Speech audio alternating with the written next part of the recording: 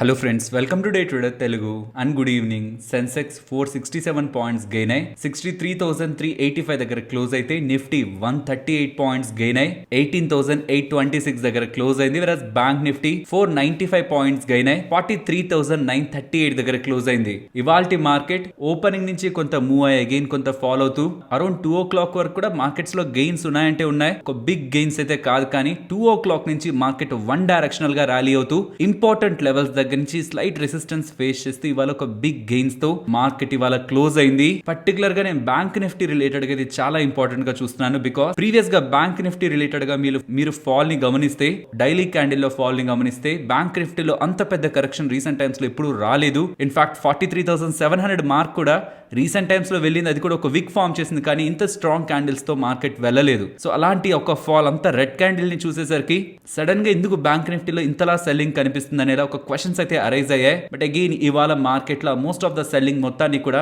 ఇవాళ market arise చేస్తూ మళ్ళీ మన ఇంపార్టెంట్ జోన్ ఉంది కదా, మనం చాలా టైం బ్యాక్ నుంచి 80 పాయింట్ జోన్ ని గమనిస్తూ వచ్చాం. ఎగ్జాక్ట్లీ 80 పాయింట్ జోన్ దగ్గర బ్యాంక్ నిఫ్టీ అండ్ 18,860 దగ్గర నిఫ్టీ ఇవాళ రెసిస్టెన్స్ ని ఫేస్ చేసింది. ఫ్రెండ్స్, ఏ లెవెల్స్ అయితే ఇప్పుడు మీరు చూస్తున్నారు, ఈ లెవెల్స్ నేను నిన్నో మొన్నో లేకపోతే 4-5 డేస్ నుంచి చెప్తున్నది కాదు, కొన్ని మంత్స్ నుంచి ఈ లెవెల్స్ కి వస్తున్న ప్రతిసారి ఈ 80 పాయింట్ జోన్ అయితే మీరు మల్టిపుల్ టైమ్స్ గమనించి ఉంటారు. నేను ఎందుకు చెప్తున్నానంటే కొన్ని సర్టైన్ లెవెల్స్ ఉంటాయి, ఆ లెవెల్స్ ని మనం గుర్తుంచుకున్నా. బికాస్ ప్రతిసారి మనం చార్ట్ ని చూస్తూ ఉన్నాం కాబట్టి మనం ట్రేడ్ చేస్తున్నప్పుడు మార్కెట్ ఆ లెవెల్స్ దగ్గరికి వస్తున్నప్పుడు, పర్టికులర్ గా ఇవాళ కూడా ఇంతలా ర్యాలీ అయ్యి ఈ జోన్ దగ్గరకు వస్తున్నప్పుడు మనం కాషియస్ గా ఉంటే అక్కడి నుంచి అగైన్ ఈ షార్ప్ ఫాల్ లో మనల్ని మనం ప్రొటెక్ట్ చేసుకోవచ్చు. ఈ లెవెల్స్ కి వస్తున్నప్పుడు, రెసిస్టెన్స్ దగ్గరికి వస్తున్నప్పుడు స్టాప్ లాస్ ని ట్రయల్ చేసుకుంటూ మన ప్రాఫిట్ ని ప్రొటెక్ట్ చేసుకునే ప్రయత్నం మనం చేయాలి. ఇంతలా మూవ్ అవడానికి ఏదైనా ఇంపార్టెంట్ రీజన్ ఉందా? అలాంటిది ఏం లేదు. నేను ఈవెన్ ఈ రీసెంట్ డేస్ లో కూడా ఒకసారి నేను మీకు అప్డేట్ చేశాను. ఫెడ్ రిలేటెడ్ గా ఈవెంట్ వచ్చిన డే కంటే ఆ తర్వాత 2 ట్రేడింగ్ సెషన్స్ లో మార్కెట్ రిలేటెడ్ గా రియల్ మూవ్ మనకి కనిపిస్తుందని. యాక్చువల్లీ ఫెడ్ రిలేటెడ్ గా వచ్చిన అవుట్కమ్ ని నేనైతే నెగిటివ్ గానే చూస్తున్నాను. సో ఇవాళ మూవ్ అయింది కాబట్టి ఫెడ్ రిలేటెడ్ గా పాజిటివ్ అవుట్కమ్ వచ్చింది. సో నిన్నటి మార్కెట్ అయితే దాన్ని తీసుకోలేదు, కానీ ఇవాళ రియల్ గా మార్కెట్ పాజిటివ్ గా మూవ్ అవుతుందని నేను స్టాండ్ పాజిటివ్ గా తీసుకోవట్లేదు. ఫెడ్ మీటింగ్ అవుట్కమ్ రిలేటెడ్ గా ఫెడ్ మీటింగ్ ఒక అవుట్కమ్ లో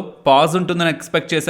ఇక అంతకు మించి హాకీ స్టేట్మెంట్స్ ఎక్స్పెక్ట్ చేయలేదు. బట్ ఫెడ్ చైర్మన్ గారు చెప్పింది ఈసారి మేము పాస్ చేస్తున్నాం, కానీ నెక్స్ట్ 2 times దగ్గరగా మేము రేట్ హైక్స్ చేస్తామని చేస్తున్న అప్డేట్ అయితే definitely negative. But even after ఆ నెగిటివ్ స్టేట్మెంట్ తర్వాత కూడా ఇవాళ overall global equity markets, Indian equity market related గా కూడా స్ట్రాంగ్ మూవ్ అయితే కనిపించింది. అండ్ ఇది కూడా గుర్తు చేయాలనుకుంటున్నాను, ఏషియన్ అండ్ ఎమర్జింగ్ మార్కెట్స్ లో రీసెంట్ టైమ్స్ లో పర్టికులర్ గా లాస్ట్ 30 days అండ్ ఈవెన్ ఈ మంత్ స్టార్టింగ్ నుంచి ఇప్పటి వరకు మోస్ట్ ఆఫ్ ద మార్కెట్స్ మనకంటే చాలా ఎక్కువే పెరిగాయి. పర్టికులర్ గా నిఫ్టీ రిలేటెడ్ గా అండ్ బ్యాంక్ నిఫ్టీ రిలేటెడ్ గా పెద్దగా మూవ్ మనకి కనిపించలేదు. ఇది పర్టికులర్ గా ఏషియన్ మార్కెట్స్ తో ఈవెన్ యూఎస్ మార్కెట్స్ తో కంపేర్ చేస్తే మన మెయిన్ ఇండియన్ ఈక్విటీ మార్కెట్స్ లో బిగ్ మూవ్ అయితే ఇప్పటి వరకు కనిపించలేదు. అలానే పెద్ద ఫాల్ కూడా లేదు. కొంత పాజిటివ్ గా మూవ్ అవుతుంది, అగైన్ స్లైడ్ అవుతూ ఒక న్యూట్రల్ రేంజ్ ని రీసెంట్ డేస్ లో మార్కెట్ మెయింటైన్ చేస్తూ వచ్చింది. అండ్ ఒక ఇంపార్టెంట్ స్టాక్ గురించి మనం మాట్లాడుకోవాలి, వర్జిన్ గెలాక్టిక్ హోల్డింగ్స్. ఈ స్టాక్ చూసారా, నిన్న మార్కెట్ క్లోజ్ అయ్యాక వీళ్ళు ఒక ఇంపార్టెంట్ స్టేట్మెంట్ చేశారు. దీంతో నియర్లీ 40% దగ్గరగా స్టాక్ ప్రీ మార్కెట్ లోనే పెరిగింది. ఏం చేశారో తెలుసా? ఇదిగోండి మీరే చూడండి. ఇక నుంచి ఎవరైనా టూర్ కు వెళ్ళాలంటే, నేను దుబాయ్ వెళ్ళాను, నేను యూఎస్ వెళ్ళాను, నేను యూరోప్ వెళ్ళాను, లేకపోతే ఇండియాలో ఈ ప్లేసెస్ తిరిగాను అనే వాళ్ళకంటే ఈ మంత్ ఎండింగ్ నుంచి టూర్ కు వెళ్ళాలనుకుంటున్న వాళ్ళు కమర్షియల్ గా స్పేస్ లో కూడా, అంతరిక్షంలో కూడా టూర్స్ వేసుకోవచ్చని అండ్ ఆ ఫెసిలిటీస్ ని వీళ్ళు ప్రొవైడ్ చేస్తున్నట్టు ఎండ్ ఆఫ్ దిస్ మంత్ నుంచి కమర్షియల్ స్పేస్ టూరిజం ని కూడా వీళ్ళు తీసుకొస్తున్నట్టు త్రూ స్పేస్ ఫ్లైట్స్ వీళ్ళైతే అప్డేట్స్ చేస్తున్నారు. ఈ ఒక్క రీజన్ తోనే స్టాక్ 40% దగ్గరగా పెరిగింది. జస్ట్ ఒక ఇంట్రెస్టింగ్ అప్డేట్ అనిపించి మీతో షేర్ చేస్తున్నా. ఇది కాక మనం ఈవెంట్స్ గురించి మాట్లాడుకుంటే ఫ్రెండ్స్, ఇక్కడ నుంచి చాలా టైం బ్యాక్ నుంచి ఆర్బీఐ రిలేటెడ్ గా ఈవెంట్ మనకి కంప్లీట్ అయింది. ఆర్బీఐ వాళ్ళైతే ఎటువంటి నెగిటివ్ సర్ప్రైజ్ చేయలేదు. కంప్లీట్ గా మార్కెట్ లో ఉన్న ఎక్స్పెక్టేషన్స్ ని బ్యాలెన్స్ చేశారు, పాస్ తీసుకున్నారు, ఎటువంటి నెగిటివ్ స్టేట్మెంట్స్ చేయలేదు. తర్వాత ఇండియన్ సిపిఐ డేటా వచ్చింది, అది బాగుంది, నెగిటివ్ ఏం లేదు దాంట్లో. Next US CPI inflation data వచ్చింది, అక్కడ కూడా టూ మచ్ నెగిటివ్ ఏం లేదు, మార్కెట్ ఎక్స్పెక్టేషన్స్ లోనే ఉంది. బట్ ఇవన్నీ బాగుంటున్నాయి. బట్ దాని తర్వాత వచ్చిన యుఎస్ ఫెడ్ మీటింగ్ లో మాత్రం 50 basis points హైక్ ఉంటుంది, అప్కమింగ్ టైమ్స్ లో 2 రేట్ హైక్స్ ఉంటాయని చేస్తున్న ఈ స్టేట్మెంట్స్ కొంత నెగిటివిటీని ట్రిగ్గర్ చేస్తున్న మార్కెట్ లో విత్ ఇన్ 1 day మార్కెట్ లో ఆ నెగిటివిటీ సబ్సైడ్ అయినట్లయితే ఇవాల్టి మూవ్తో మనకి అర్థం అవుతుంది. సో మరి చూడాలి, మనం చాలా టైం బ్యాక్ నుంచి 18,900 to 18,400 ఈ 500 పాయింట్ రేంజ్ లో మార్కెట్ ఉంటుందని గమనిస్తూ వస్తున్నాం. I think last month ending నుంచి ఎప్పుడైతే సిరీస్ ఎక్స్పైర్ అయిందో అప్పటి నుంచి మనం ఈ రేంజ్ ని గమనిస్తున్నాం. ఇప్పటి వరకు అయితే చేంజ్ చేయలేదు, మంత్ హాఫ్ వరకు ఇదే రేంజ్ మెయింటైన్ అవుతూ వస్తుంది. If in case next trading session లో కానీ ఈ resistance above 15-minute candle close అవుతూ ఉంటే దెన్ 19,000 to 18,500 ఒక 100 పాయింట్స్ వెనక్కి వెళ్లే ప్రయత్నం అయితే నేను చేస్తాను. పుట్ సైడ్ నుంచి కూడా ఒక 100 పాయింట్స్ ముందుకు తీసుకొచ్చే ప్రయత్నం అయితే చేస్తాను. నా అబ్జర్వేషన్ రిలేటెడ్ గా చేంజెస్ అయితే చేయాలనుకుంటున్నాను. అండ్ వ్యూ మార్కెట్ ఫాలో అవుతున్నా, ర్యాలీ అవుతున్నా, ఈ రీసెంట్ డేస్ లో మీరు ఏ న్యూస్ న్యూస్ వీడియోనైనా ఓపెన్ చేయండి, ఎక్కడ కూడా బేరిష్ గా మనం వ్యూ తీసుకోలేదు. వస్తున్న ఇలాంటి ఫాల్ ఒక బిగ్ ఫాల్ లోను అండ్ రీసెంట్ టైమ్స్ లో వస్తున్న కరెక్షన్స్ లో కూడా కంటిన్యూస్ గా మనం అనుకుంది డౌన్ సైడ్ కి వస్తున్న ఏ ఫాల్ ని కూడా నెగిటివ్ సైడ్ ట్రేడ్ చేయాలనుకోవట్లేదు. And the positional basis even on the intraday basis resistance break అవుతున్నారు, సపోర్ట్ దగ్గర నుంచి వస్తున్న రివర్సల్స్ ని బులిష్ గా ప్లే చేయాలనుకుంటున్నాను. And even on the positional basis 18,450 break అయితేనే మనకి ఫస్ట్ అలర్ట్ అండ్ 18,250 బ్రేక్ అయి క్లోజ్ అయితేనే మనకు అదొక కన్ఫర్మేషన్. టిల్ దెన్ అప్పటి వరకు మార్కెట్ రిలేటెడ్ గా మనం బులిష్ వ్యూ నే క్యారీ చేయొచ్చు అనేలా మా ఒపీనియన్ ని షేర్ చేస్తూ వచ్చాను. ఈ బులిష్ మూవ్ మనం చాలా టైం బ్యాక్ నుంచి క్యారీ చేస్తూనే వస్తున్నాం. బట్ నేను పర్సనల్ గా అనుకుంటున్నది వ్యూ బులిష్ గానే ఉంచుకుంటూ మార్కెట్ ఆల్ టైమ్ హైస్ దగ్గరగా వచ్చింది కాబట్టి ప్రతి రెసిస్టెన్స్ క్రాస్ అయ్యాక ఆ బిలో ఉంటున్న రెసిస్టెన్స్ ని ఆన్ ఇంట్రాడే బేసిస్ వరకు ఒక ఇంపార్టెంట్ స్టాప్ లాస్ లా మెయింటైన్ చేస్తేనే పొజిషనల్ ట్రేడ్స్ ని కూడా క్యారీ చేయాలనుకుంటున్నాను. బికాస్ ఆల్ టైమ్ హైస్ ఒక ఇంపార్టెంట్ రెసిస్టెన్స్ జోన్స్ దగ్గరకు వచ్చినప్పుడు మార్కెట్ లో ఒక క్విక్ ప్రాఫిట్ బుకింగ్ కూడా ఉంటది కాబట్టి ఆల్ టైమ్ హైస్ దగ్గరకు వచ్చినప్పుడు ఆ లెవెల్స్ అబోవ్ సస్టైన్ అయింది అని ఒక క్లారిటీ వచ్చేంత వరకు కూడా ఆ ఇంపార్టెంట్ జోన్స్ దగ్గర potential resistance or quick profit booking ఉండడానికి స్కోప్ ఉంటుందన్న విషయాన్ని కూడా అర్థం చేసుకుంటూ ఇంట్రాడేలో ట్రేడ్స్ తీసుకుంటున్న వాళ్ళు మీకుంటున్న రిస్క్ రివార్డ్ బేస్డ్ గా కానీ అట్లీస్ట్ లెవెల్స్ బేస్డ్ గా అయినా సరే స్టాప్ లాసెస్ ని మస్ట్ అండ్ షుడ్ గా మెయింటైన్ చేయాలి. బికాస్ ర్యాలీ ఎలా అయితే మనకి క్విక్ గా ఒక క్యాండిల్ లోనే కనిపిస్తుందో అలాగే ఫాల్ కూడా ఇమీడియట్ గా విత్ ఇన్ ఫ్యూ మినిట్స్ లోనే ఇఫ్ అది ప్రాఫిట్ బుకింగ్ అవుతుంటే మనకి టైం కూడా ఇవ్వదు, కొంత కన్సల్టేషన్ కూడా ఉండదు, క్విక్ ప్రాఫిట్ బుకింగ్ కూడా మార్కెట్ లో అరౌజ్ అవుతుంది. ఎప్పుడెప్పుడైతే ఇంపార్టెంట్ లెవెల్స్ దగ్గర మార్కెట్ రెసిస్టెన్స్ ఫేస్ చేస్తుందో ఆఫ్టర్ ఒక స్ట్రాంగ్ బులిష్ ర్యాలీ ఒక పుల్ బ్యాక్ కూడా అంత స్ట్రాంగ్ గానే ఉంటుంది. కాబట్టి ఆల్ టైమ్ హైస్ కి దగ్గరగా ఉంటున్నప్పుడు ఇంట్రాడేలో ట్రేడ్స్ తీసుకుంటున్నప్పుడు కూడా ఎగ్జైట్మెంట్ తో క్యారీ అవే అయిపోకుండా స్టాప్ లాస్ ని మస్ట్ అండ్ షుడ్ గా మెయింటైన్ చేస్తూ ఇంట్రాడే పొజిషన్స్ ని ట్రయల్ చేసుకుంటూ రావడం అనేది ఒక గుడ్ డెసిషన్. ఫ్రెండ్స్, ఇలా మార్కెట్ డేటాని అనాలిసిస్ చేస్తూ వీడియోని మీ ముందుకు తీసుకురావడానికి మేము పెడుతున్న ఎఫర్ట్స్ మీకు వాల్యుబుల్ గా అనిపిస్తూ ఉంటే మన వీడియోని తప్పకుండా లైక్ చేయండి. ఫస్ట్ TCS గురించి మాట్లాడుకోవాలి. మీరు గమనిస్తే most of the financial platforms లో TCS వాళ్ళకి $2 బిలియన్ దగ్గరగా వర్క్ చేసే డీల్ అనేది క్యాన్సిల్ అయింది. $2 బిలియన్ డీల్ ఇచ్చిన క్లయింట్ TCS వాళ్ళతో ఉన్న రిలేషన్ ని బ్యాక్ చేసుకుంటున్నారనేలా నెగిటివ్ అప్డేట్స్ కనిపిస్తున్నాయి కదా. ఎస్, ఇది జరిగిన మాట వాస్తవమే, కానీ $2 బిలియన్ దగ్గరగా డీల్ TCS నుంచి వెళ్ళిపోతున్నట్లు కాదు. దీని రిలేటెడ్ గా ఉన్న ఇంకాస్త డీటెయిల్స్ ని మనం తెలుసుకునే ప్రయత్నం చేద్దాం. TCS కి $2 బిలియన్ దగ్గరగా డీల్ అనేది 2017 లో డచ్ లో ఉంటున్న ఇన్సూరెన్స్ కంపెనీ అయిన ఏజియాన్ ఎన్వి వాళ్ళకి సంబంధించిన అమెరికన్ ఆర్మ్ ట్రాన్స్ అమెరికా వాళ్ళ దగ్గర నుంచి వీళ్ళకి లభించింది.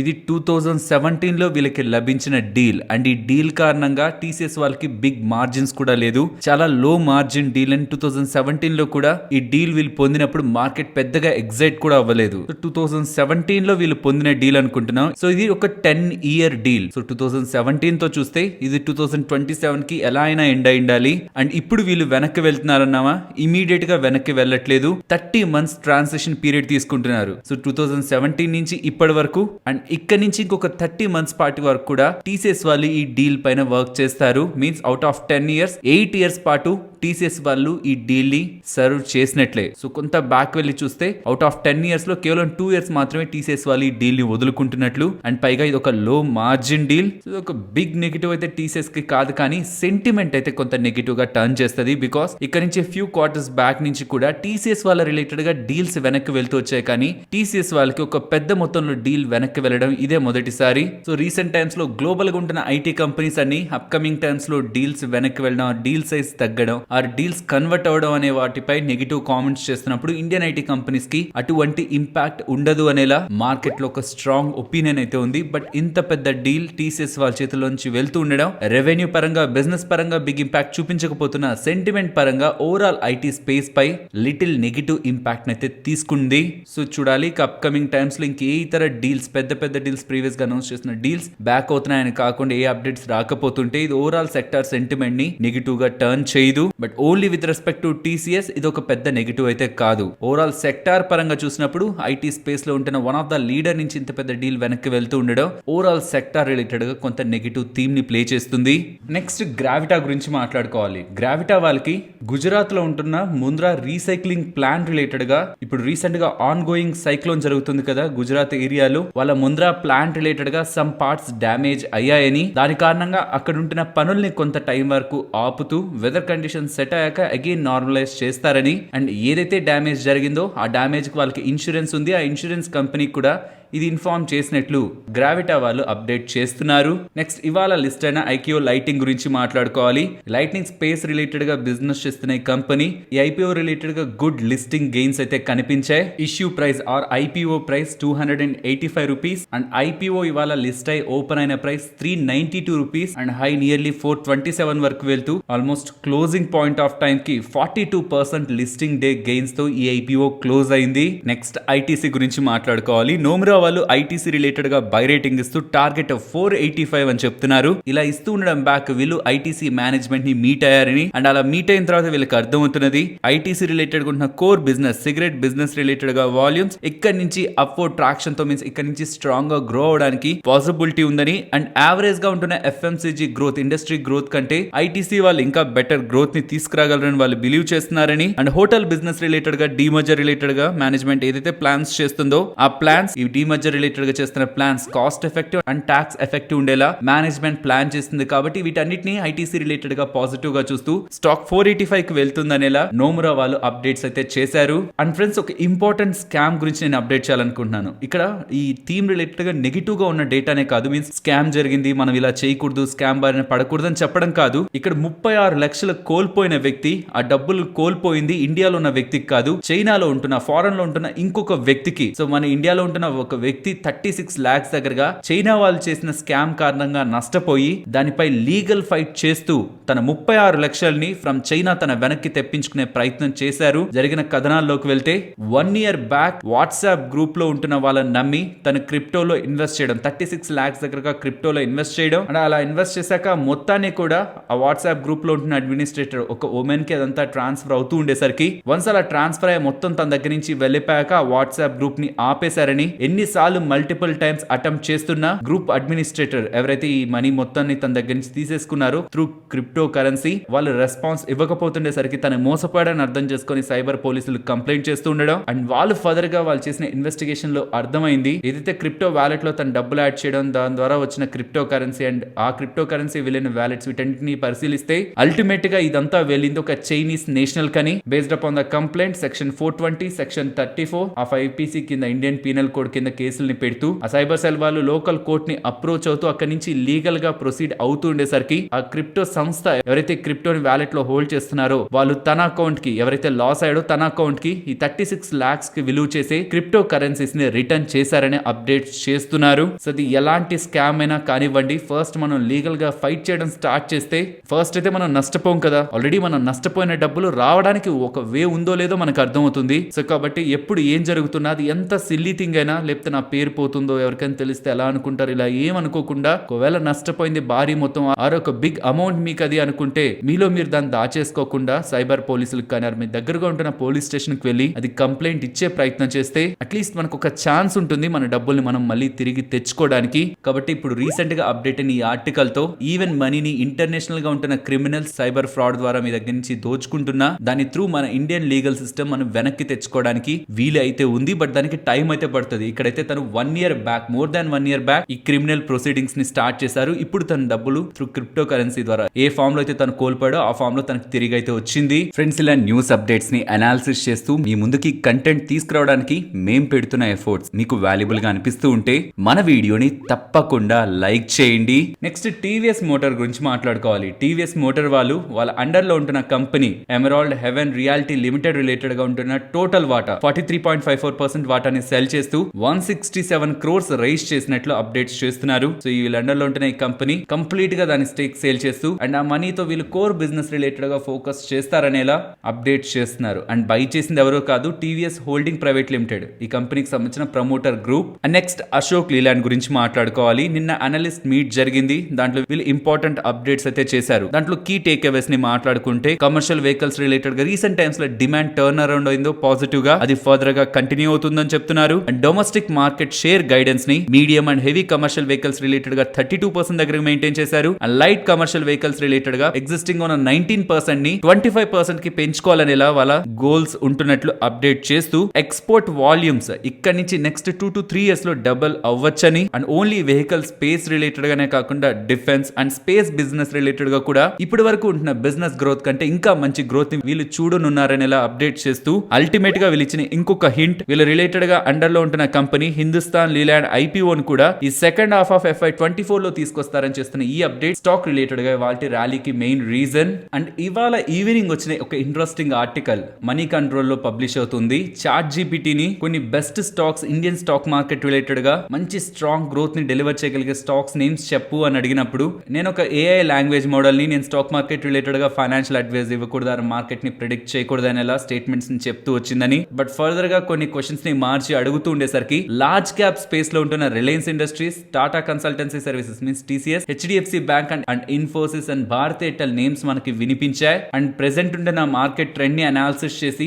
కంపెనీస్ లో ఉంటున్న ఫైనాన్షియల్ హెల్త్ అండ్ మేనేజ్మెంట్ ఒక ట్రాక్ రికార్డ్ అండ్ ప్రీవియస్ గా వస్తున్న చేంజెస్ ని అడాప్ట్ అవుతున్న కంపెనీస్ ని బట్టి నీకు బెస్ట్ అనిపిస్తున్న కంపెనీస్ ఏవి అని అడిగినప్పుడు Reliance, TCS, HDFC bank, Infosys and Bajaj finance stocks names అయితే ఈ చాట్ జీపీటీ ద్వారా అప్డేట్ అయిందని చెప్తున్నారు. వెరస్ ఓన్లీ లార్జ్ క్యాప్ స్పేస్ లోనే చెప్తుండేసరికి లార్జ్ క్యాప్ స్పేస్ కాదు mid and small cap universe లో ఉంటున్న స్టాక్స్ ని సజెస్ట్ చేయమని అడిగినప్పుడు Muthoot finance, Jubilant food works, Bajaj holdings and investment ఇవి బెస్ట్ గా పర్ఫార్మ్ చేస్తాయనేలా చాట్ జీపీటీ దగ్గర నుంచి ఆన్సర్స్ వచ్చాయని డేటా అయితే కనిపిస్తుంది. సో ఈ రీసెంట్ టైమ్స్ లో కూడా చాట్ జీపీటీలో నాకు ఈ స్టాక్స్ చెప్తున్నారు, వీటిలో ఇన్వెస్ట్ చేయొచ్చు అనే క్వశ్చన్స్ కూడా మన రీటైలర్స్ దగ్గర నుంచి ఎక్కువ అవుతుంది. పర్సనల్ గా నా వ్యూ ఈ AI డ్రివెన్ లైక్ ఈ machine learning and artificial intelligence వీటిని యూజ్ చేసి డేటాని అనాలిసిస్ చేయడం బాగుంటుంది. కానీ పాస్ట్ ఉంటున్న డేటా బికాస్ వీటిలో అంతా కూడా స్టోర్ అయిన డేటా సర్టెన్ టైం వరకు స్టోర్ అయిన డేటాని ప్రాసెస్ చేసి వీళ్ళు మనకు ఆన్సర్స్ ఇస్తూ ఉంటారు. అసలు పాస్ట్ లో ఉంటున్న డేటాని ప్యూర్ గా అనాలిసిస్ చేసి ఈ స్టాక్స్ బెటర్ అని చెప్పడం మనకి స్క్రీనర్స్ కూడా చెప్తూ ఉంటాయి. మనం మార్కెట్ క్యాపిటల్ ని,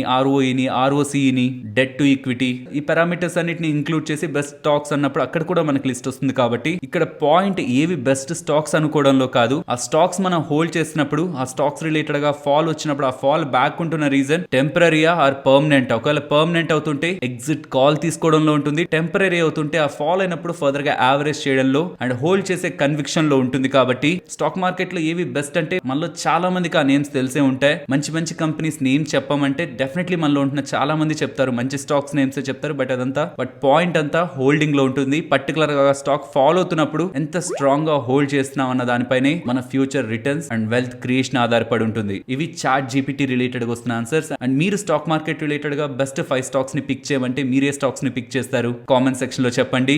నెక్స్ట్ కళ్యాణ్ జ్యువెలర్స్ గురించి మాట్లాడుకోవాలి. ఇవాళ ప్రీ ఓపెన్ లో బిగ్ బ్లాక్ డీల్ అయితే జరిగింది. మోస్ట్ పాసిబుల్లీ ఒక ప్రైవేట్ ఈక్విటీ ప్లేయర్, ఇందులో మెజారిటీ ఆఫ్ వాటాని హోల్డ్ చేసిన ఒక ప్రైవేట్ ఈక్విటీ ప్లేయర్ ఎగ్జిట్ అయినట్లు అండ్ అలా ఎగ్జిట్ అవుతున్నప్పుడు multiple buyers almost 5 big players buy చేసినట్టు, అందులో మెజారిటీగా FIs ఉంటున్నట్లు మార్కెట్ లో స్పెక్యులేషన్ అయితే స్టార్ట్ అవుతుంది. ఎవరు సెల్ చేశారంటే ఎవరు బై చేశారన్న అఫీషియల్ డేటా మనకి ఎక్స్చేంజెస్ లో ఇవాళ మార్కెట్ క్లోజ్ అయ్యాక అప్డేట్ అవుతుంది. బట్ నియర్లీ 725 crores విలువ చేసే ఒక big block deal pre market session లో జరుగుతూ ఉండడం అండ్ ఒక హ్యూజ్ బయింగ్ ఇంట్రెస్ట్ కనిపిస్తుండేసరికి స్టాక్ ఇవాళ 14% దగ్గరగా అప్ సైడ్ మూవ్ అయింది. నెక్స్ట్ రైట్స్ గురించి మాట్లాడుకోవాలి. వీళ్ళకి 665 crores విలువ చేసే కాంట్రాక్ట్ జుంబాంబే వాళ్ళకి సంబంధించిన నేషనల్ రైల్వేస్ వాళ్ళ దగ్గర నుంచి లభించిందని, ఇందులో భాగంగా వీళ్ళు 3000 హార్స్ పవర్ ఉంటున్న డీజిల్ ఎలక్ట్రిక్ లోకోమోటివ్స్ ని and high slided open wagons ని సప్లై చేస్తారనేలా అప్డేట్స్ చేస్తున్నారు.